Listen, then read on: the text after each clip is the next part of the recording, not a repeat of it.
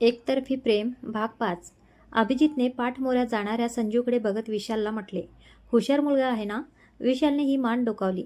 अभिजितला मात्र याची खबर नव्हती की ज्याच्याशी त्याने आज मैत्री केलीये तो दुसरा कोणी नसून रेवाचा भाऊ होता. ते घरी आलाय वर संजूची जखम बघून रेवा घाबरली. हे काय संजू, इतकं कसं लागलं तुला? कुठे पडलास? काही नाही ताई, थोडंसं लागलंय. तू नको घाबरू. तुला माहीत आहे ताई, आज मला 2 नवीन मित्र भेटले. त्यांनीच मला ही पट्टी करून दिली आणि माझ्याशी मैत्री पण केली.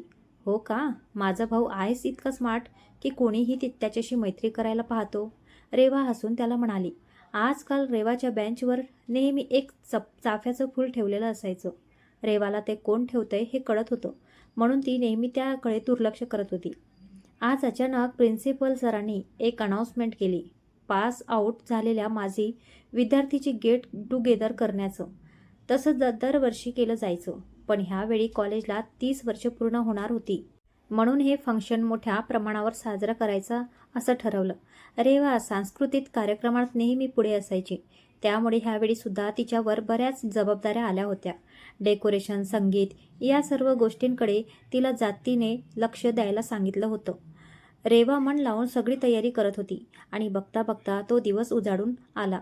आज रेवाला कार्यक्रमाचं संचालक करायचं होतं.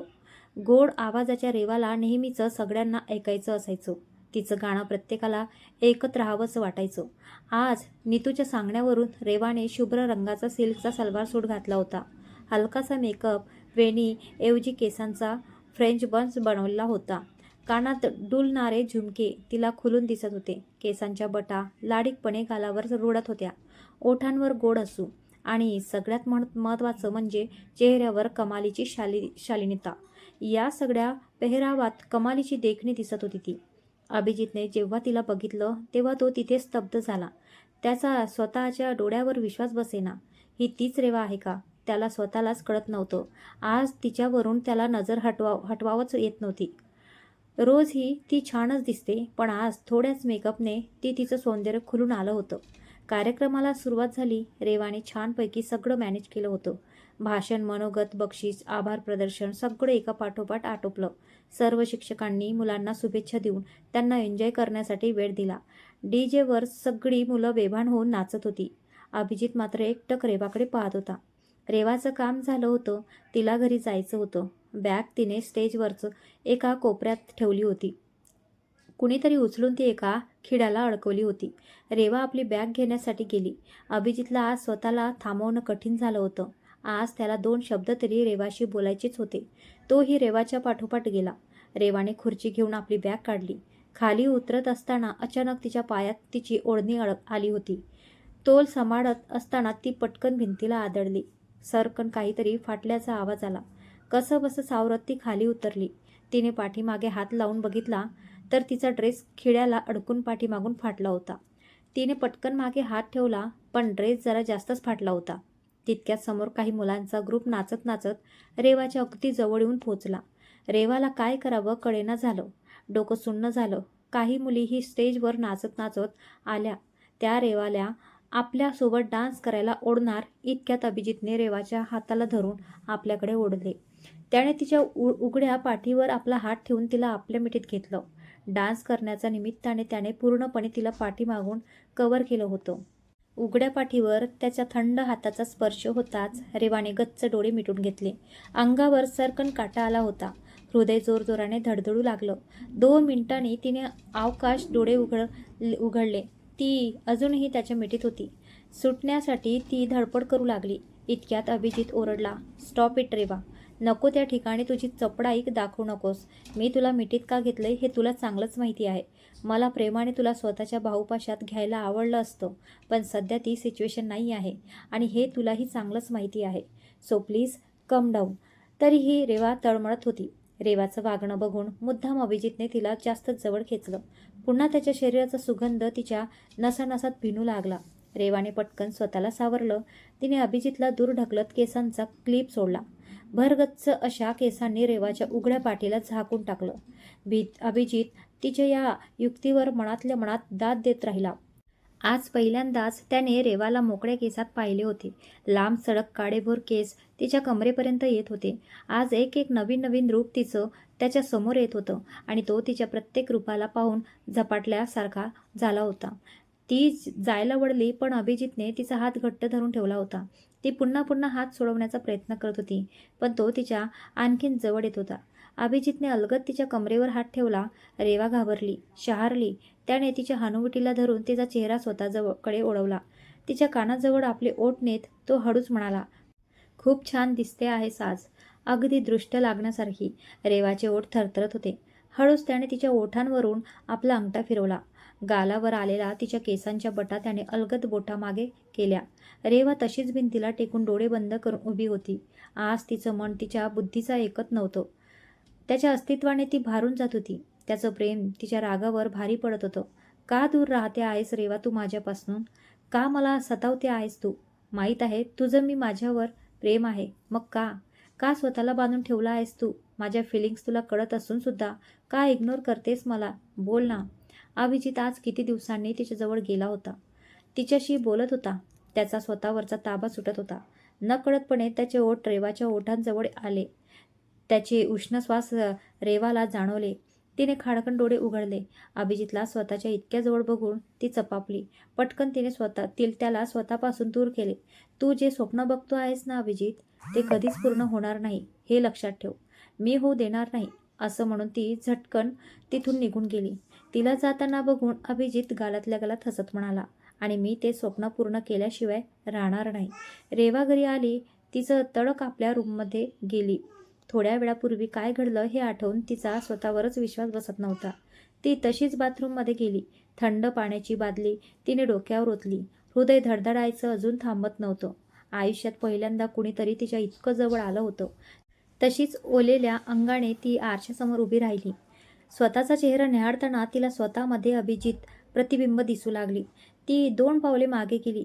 असं कसं झालं आज? आज तो माझ्या इतक्या जवळ आला आणि मी काहीच का बोलू शकले नाही त्याला? त्याचा स्पर्श का हवावासं वाटलं मला? का मला त्याच्या उबदार मिठीत विरघळून जावंसं वाटत होतं? का त्याच्या प्रत्येक शब्दाने अंगावर रोमॅन्स फुलत होता? का का का रेवा स्वतःवरच चिडली होती.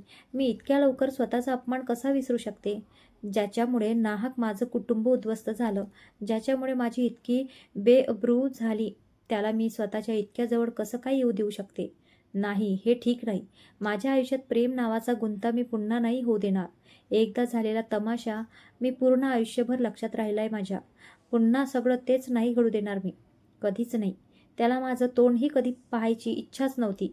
मग आता त्याचं चेहऱ्यावर त्याला स्वतःचं भविष्य दिसत आहे, हे कसं मान्य करू मी?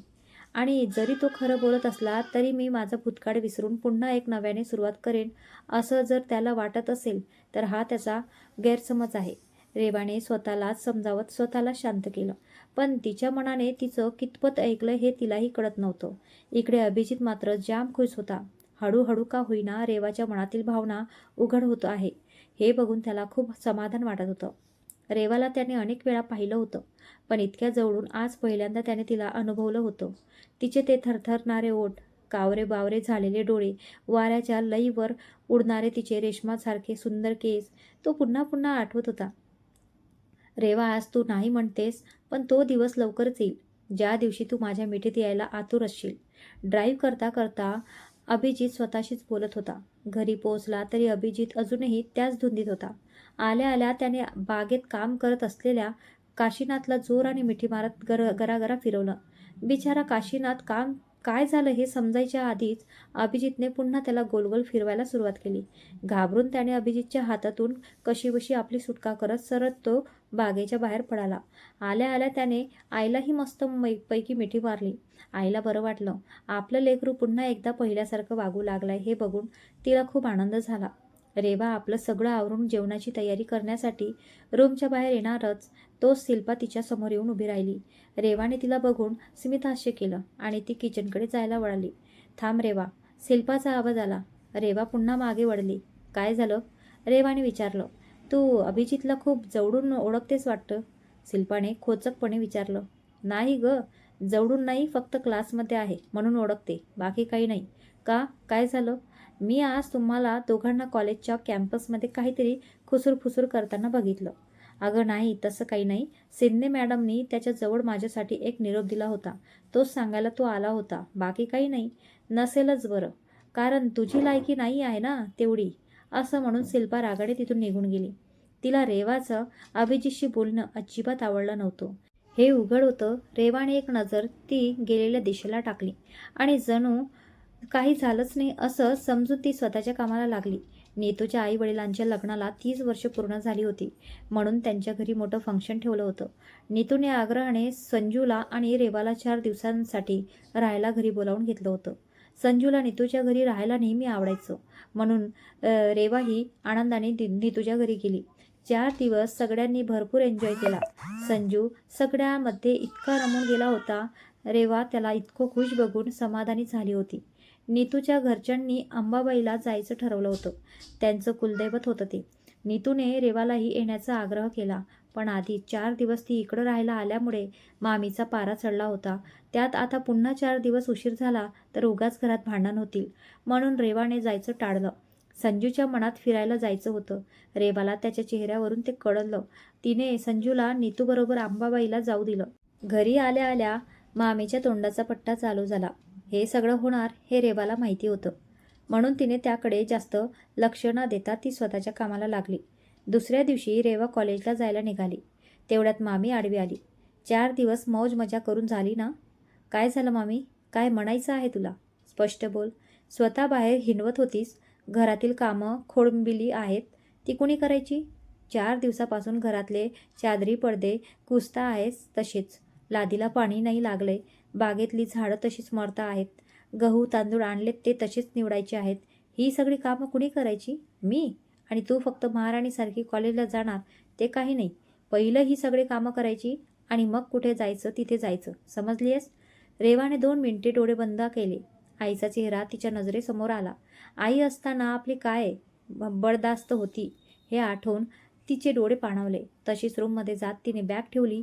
ओढणी कमरेला बांधून तिने कामाला हात घातला. इकडे अभिजित बेचैन होता. त्याच्याच आणि तिच्यामध्ये जो प्रकार झाला होता त्यामुळे ती 2 दिवस तरी कॉलेजला येणार नाही हे त्याने गृहीत धरलं होतं.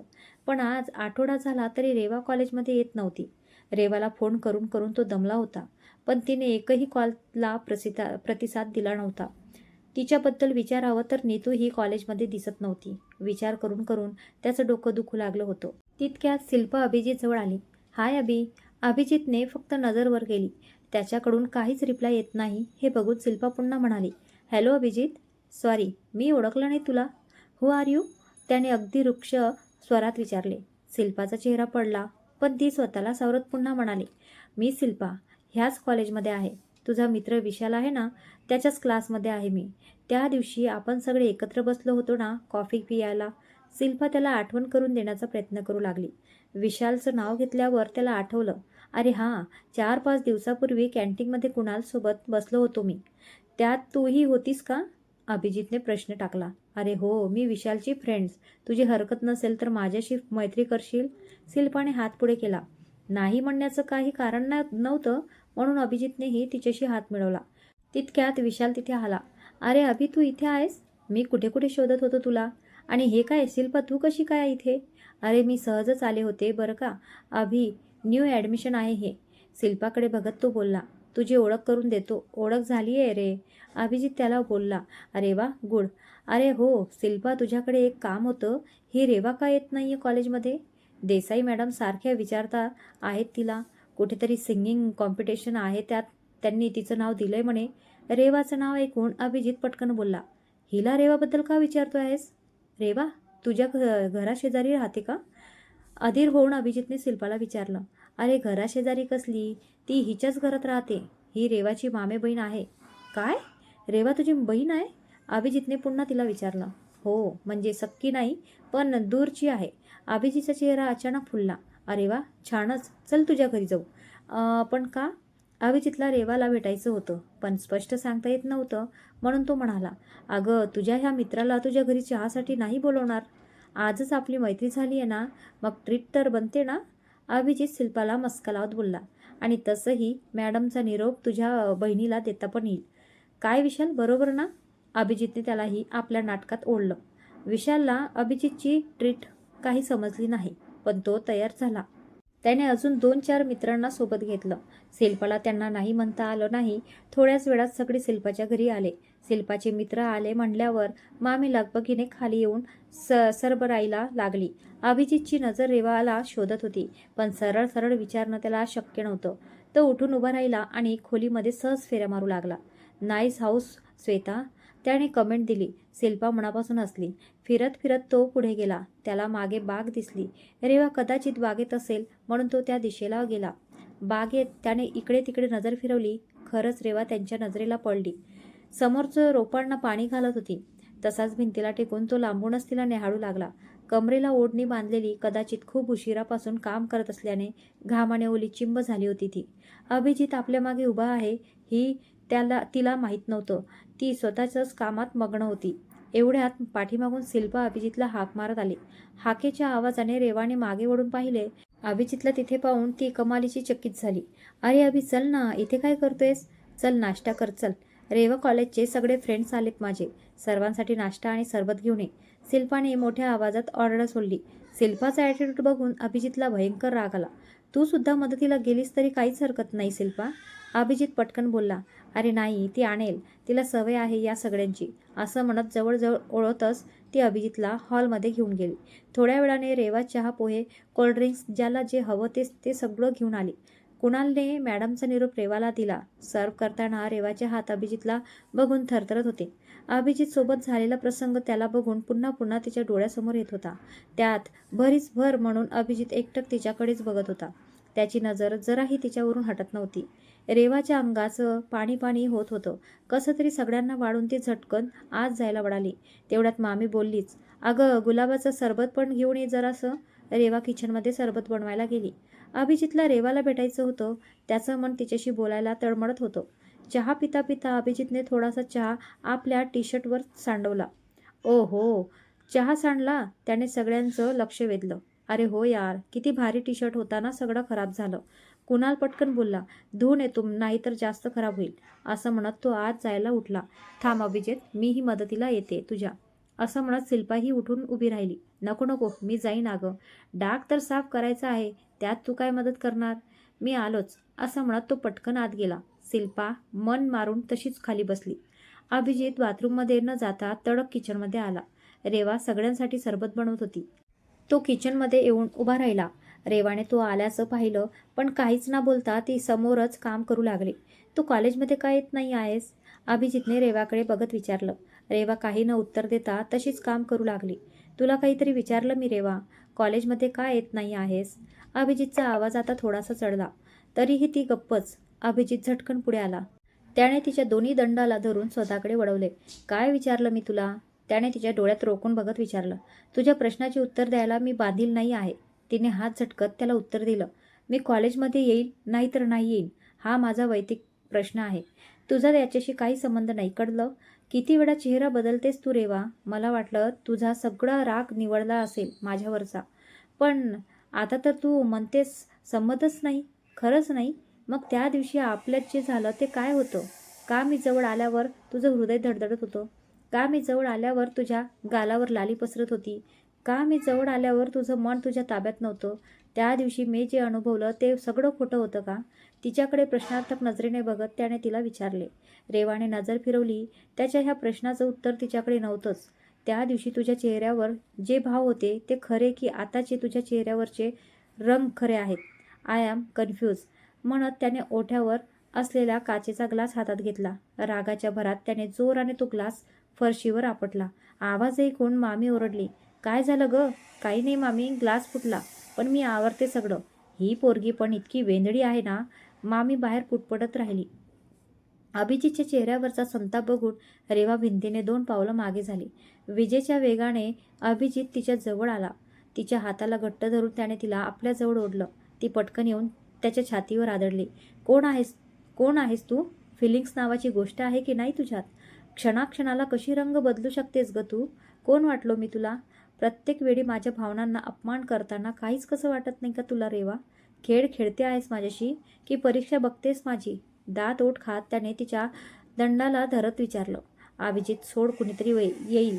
रेवा कळवळली. माझ्या प्रश्नाचं उत्तर हवंय मला रेवा. का? का अशी वागतेस माझ्याशी? अभिजितच्या डोळ्यात रक्त उतरलं होतं. तिच्या बावड्यावरची त्याची पकड आणि जास्त घट्ट होत होती. कारण नाही वाटत मला तुझ्याबद्दल काही. ती हात सोडवून घेण्याचा प्रयत्न करत बोलली. मग त्या दिवशी घडलं ते काय होतं? काय होतं ते रेवा? एक्सप्लेन मी, त्याने चिडून विचारलं. मला नाही माहिती काही. रेवाच्या डोळ्यात पाणी आलं होतं. अभिजित सोड मला प्लीज. You hurt me. तिच्या डोळ्यातलं पाणी खडकन गालावर ओघळलं. आपल्या बावड्यावरच्या त्याच्या हाताची पकड सोडवण्याचा प्रयत्न करत ती म्हणाली. त्रास होतोय तुला? मलाही होतोय त्रास, तुझ्यापेक्षा जास्त. इथे त्याने आपल्या हृदयाकडे बोट दाखवत म्हटलं. पण तुला ते दिसत नाही. इतका अंत बघू नकोस रेवा माझ्या सहनशीलतेचा. तुझ्यावर जीव जळालाय माझा. बस इथेच चुकले माझं. नाहीतर ज्या दिवशी माझी सहनशीलता संपेल त्या दिवशी मी काय करेन हे मलाही माहीत नाही. एवढं म्हणून त्याने तिला स्वतःपासून दूर ढकललं. आणखीन एक उद्या 10 वाजेपर्यंत तू मला कॉलेजमध्ये नाही दिसलीस ना, तर 10:30 वाजता पूर्ण कॉलेज मी तुझ्या दारात उभं करीन. And I am mean it. असं म्हणून तो झटकन तिथून निघून गेला. रेवा तो गेलेल्या दिशेला भरल्या डोळ्यांनी एकटक बघत राहिला.